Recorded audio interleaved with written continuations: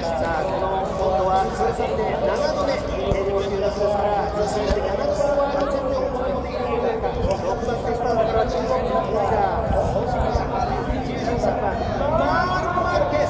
よし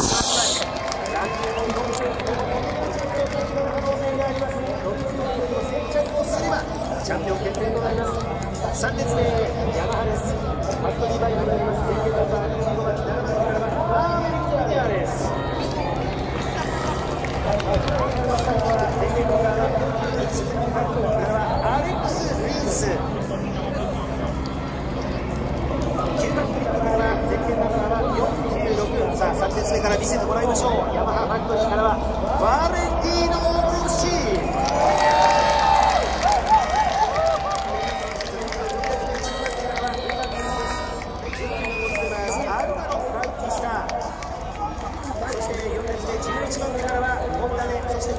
ラストレースになります。ホンダファクトリーから前県26番ダニー・ペドロサ。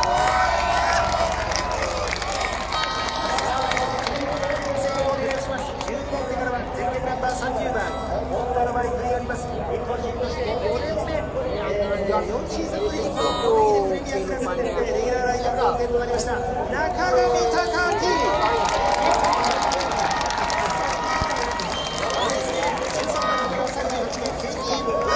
スミス。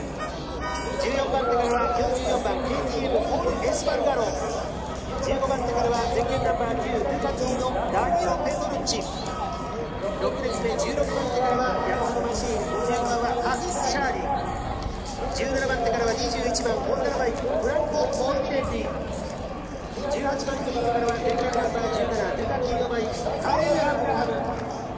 7列目19番手からは41番アフリアアレイシ・エスパルガロ。そして20番手からはワイルドカードドライバーです。チャンピオン前県ナンバー89ヤマハファクトリーからは中須田克之。21番からは有望はターボヘルマシンスコット・レディング。8列目20番手からは10番オカティです。ダニエル・シメロ。23番手からは12番ホンダのバイクです。トーマス・ルティ。24番手からは鈴木のバイクワイルドカードの参戦。50番はシルバン・ユントーニ。そして16番手からは81番ディカティのマシンでジョン・